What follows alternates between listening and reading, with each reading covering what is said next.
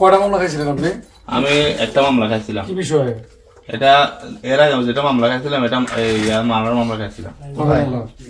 ওই মামলায় কি আপনি জামিনে আছেন? হ্যাঁ, জামিনে আছে আমি। কি মার্ডার? কার মার্ডারের আসামি ছিলেন আপনি? এটা প্রদীপের আঙুলের মামলা ছিল আর কি। কার মার্ডারের আসামি ছিলেন?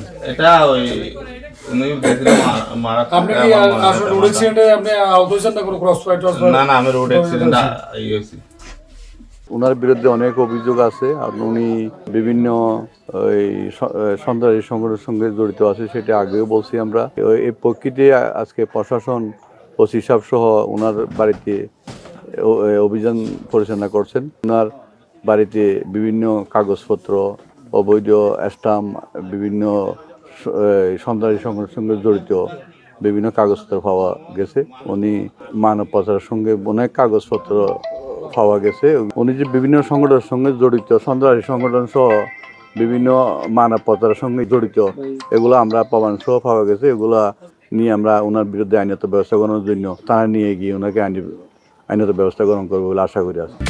লিলি হুইপ চিয়া মিস্টি glowing body wash, secret two ultimate glow. আজকে আমরা স্থানীয় লোকজনের অভিযোগের ভিত্তিতে শহীদুল হক নামে এক ব্যক্তির বাড়িতে অভিযান চালাই। তিনি মানব পাচার সহ বিভিন্ন অপরাধের সাথে জড়িত আছে, এই ধরনের তথ্য আমাদের কাছে ছিল।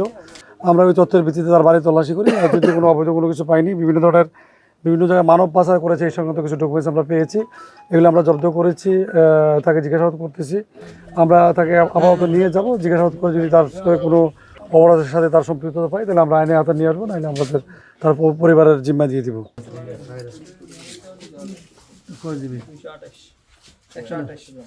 অনেক বড় বেশ কিছু ওয়ারেন্ট আছে, কিন্তু অনেক জামিন আছে দেখা যাচ্ছে।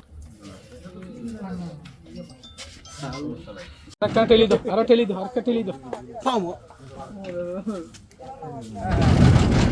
এই এর মতো তো